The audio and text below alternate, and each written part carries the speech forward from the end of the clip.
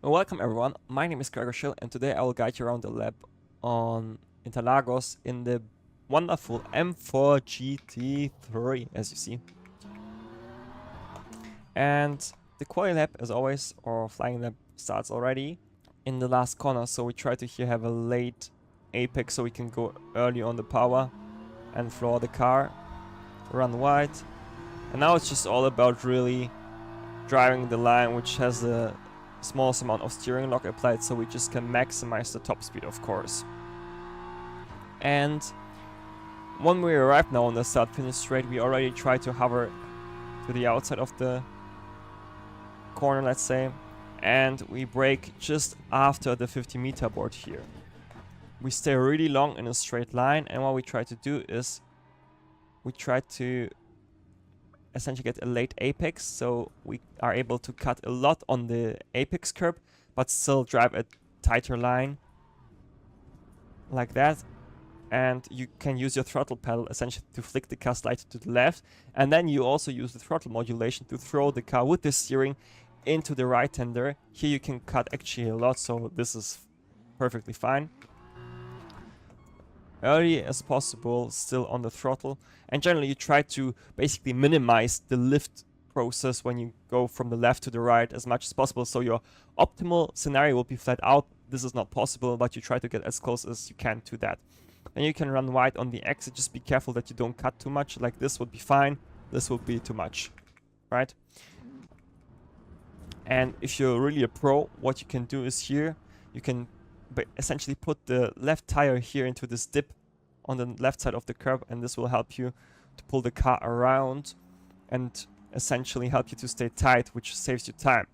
Overall, this entire turn 1, turn 2 section, and we can add turn 3 to that too actually, is really fundamental to get a quick lap time. So in order to show that to you even more, we just jump quickly into Delta, and you see here really well if we first go into the driving tab that here we arrive, of course, with high speed. We brake after the 50-meter board, stay really long straight, then have a late turn in, late apex, go onto the power really aggressively, as you see here, initially. So we help the car to get to the left side with some on-throttle rotation, and then we're full throttle, small lift, where we essentially reduce the throttle position of the car in order to essentially gain a bit more rotation, right? Because if you're full throttle, it's hard to rotate the car. So with that lift process, we just help the car with the rotation. This helps the car to stay tight, and then we can already floor the car quite early and drive flat out. This is a bit more easy to understand if we look here into the data tab. So you see hard braking 100%, and as soon as we turn in, we start the trail braking process. And that's really crucial also in this corner. So if you wouldn't do the trail braking, you would just not be able to get the car into the inside of the track or inside of the corner, because you wouldn't have the grip on the front axle to do that. So that's why it's so crucial to trail brake in this corner. And when we reach the apex, you see we go onto the power initially with the step to 55%, and then we basically are patient because we still need to do some cornering, as we want to sacrifice the exit here to open up the entire next corner, so to say. And if we look here, for example, you see really well how we essentially have the peak steering after we've done this lift, you know. So that's really cool to see.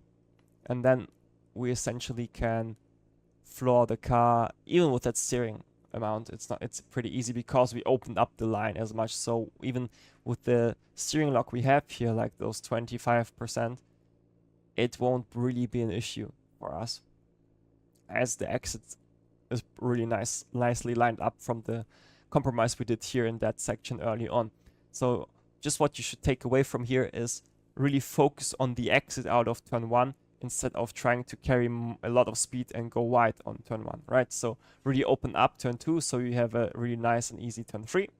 And this is essentially the first, sector of Interlagos. So let's continue now with the second sector. And this corner is a bit, I would say an easier one for the braking, but the harder one for the exit, because you need to be quite early on the power. But if you're too early on the power, you'll drift away and invalidate your lap time. So you start to brake here at the tarmac stripe. late turn in again. Position the car here exactly like that at the apex. Don't go over the yellow sausage, but the yellow sausage is the indicator where you should go onto the power. So that's why you can run wide then. And this would be perfectly fine in terms of track limit. But if you would be just slightly more to the right, so essentially just like that here, that will be already easily a cut. It looks almost the same in the onboard, but just be careful with the track limits here. It's really, really tricky.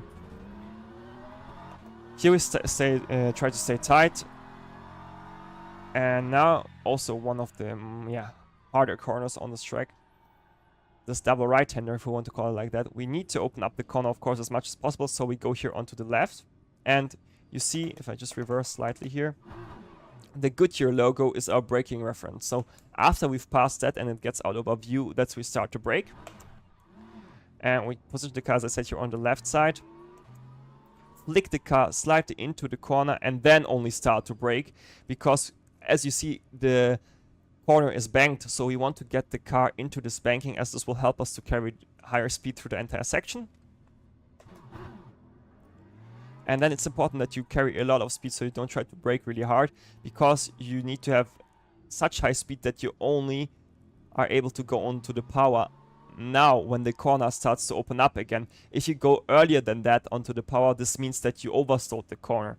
So really try to only go onto the power when the corner starts to open up. You can use here the inside curb for rotation because it pulls you around the corner. Then you can run wide here on the exit. You go onto the curb here.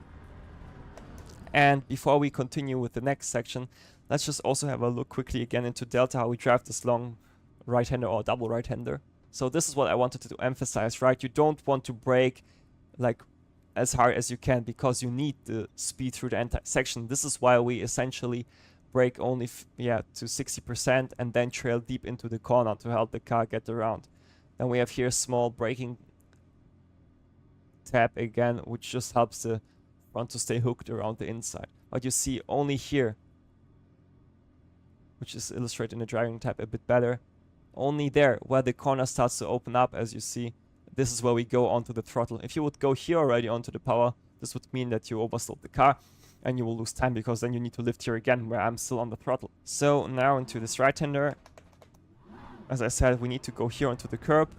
And on the right side, you see this DHL sign, right? And that's our braking reference point. So when we pass that, we start to brake in a straight line and trail off already early because we don't have a braking phase, let's say, where we are in a straight line. The turning process starts almost immediately. So we need to already reduce our brake pressure quite early. Trail into the apex, go on to the power. Don't run too wide here because we want to have here a bit of margin to flick the car into the inside. If you would be already here onto the green Astro there, you drive almost like the tightest hairpin you'll ever have, and this is not what we want. So we want to have a bit of margin here so we can flick the car here into the inside with our brakes, you know, a bit, get the car again into the banking, use a bit of braking pressure to load the front axle, so we just get a bit more front end. This allows us to exit the corner much quicker because we are in a much better position. Short shift into second gear to have a bit more traction, and then you can easily run wide here onto the curb. And then you see we have like an interruption in the curb, so we have a bit of tarmac, and then the curb starts again. And when the curb starts again, that's our braking reference point, and we start to brake here in a straight line so we can maximize the braking pressure we can apply. But we don't want to run too wide, because if you run now really wide here on this part, you will never ever be able to recover to the inside because you see the track is again banked. So we need to do also again quite an earlier turn in, trail into the apex. And it's important that you don't brake into the apex with full braking pressure because the ABS will be overwhelmed and you will just understeer. So really try to trail into the corner. When you reach the apex, try to be aggressive on the throttle, run wide, and now position the car in the middle of the road so you can open up the corner just enough to drive the left-hander here flat out.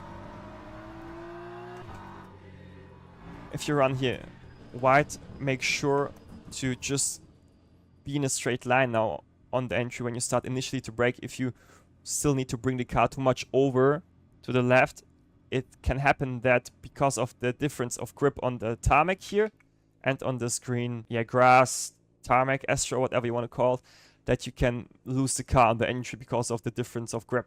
So really, if you want to maximize the track like that here, try to initially brake in a straight line, then you will have no issues.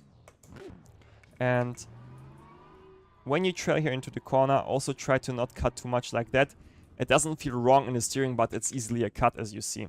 So just take the white, green, and not blue, yellow curb, and then you'll be fine. Make sure to maximize the exit here, because every inch you don't use on the exit means that you overstalled the corner more than you should do, essentially. And this was a lap around Interlagos. That's it for the lap guide. I hope you guys enjoyed it. If you're wondering how a quick hot lap looks around here at Interlagos in the BMW M4 GT3, make sure to watch the video until the end. Other than that, thank you for tuning in, and I see you in the next lap guide. Bye bye.